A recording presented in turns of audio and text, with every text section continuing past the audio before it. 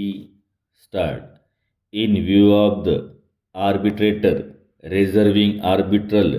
award on July 28, 2012, but pronouncing that only on March 16, 2016, nearly 3 years and 8 months later, with no definite resolution of the matter and not offering any explanation worth the name for this delay, led to the judgment by the Supreme Court on October 31st, 2025, in the case Messrs. Lancer Holdings Limited versus Prem Kumar Menon and others. The two questions formulated by the court and have been answered by Justice Sanjay Kumar and Satish Chandra Sharma Pyara. The two questions which arose for consideration before the Supreme Court are: what is the effect of undue and unexplained delay in the pronouncement of an arbitral award upon its validity? And second, is an arbitral award that is unworkable in terms of not settling the disputes between the parties finally while altering their positions irrevocably, thereby leaving them no choice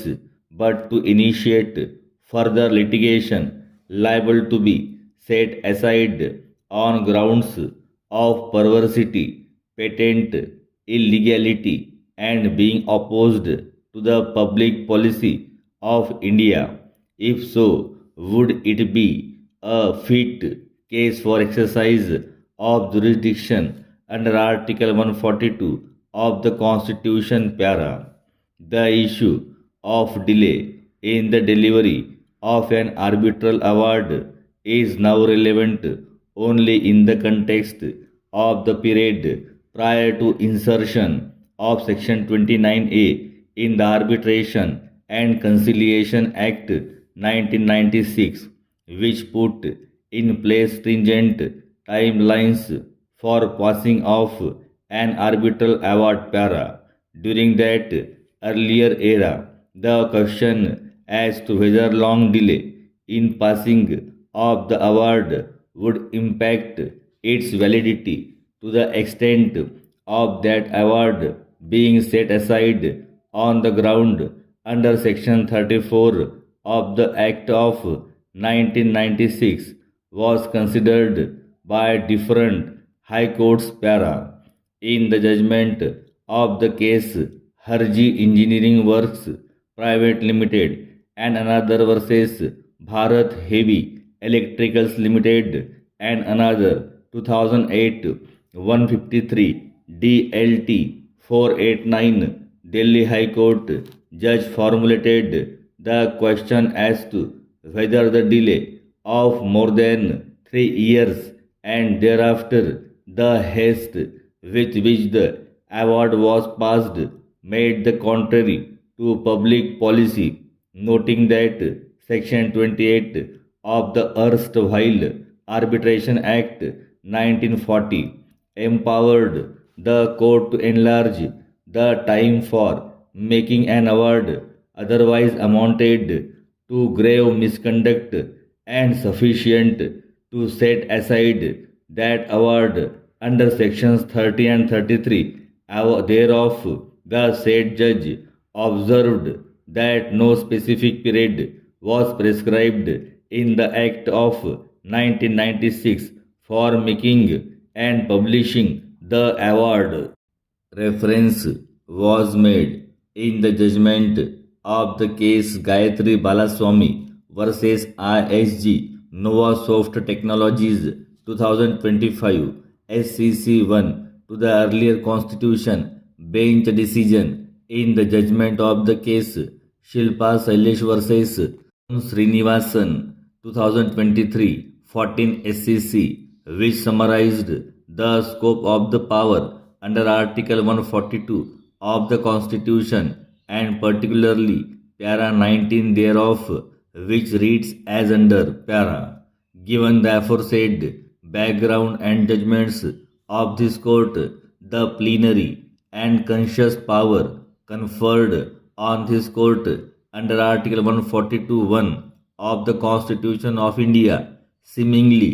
unhindered, is tempered or hounded by restraint which must be exercised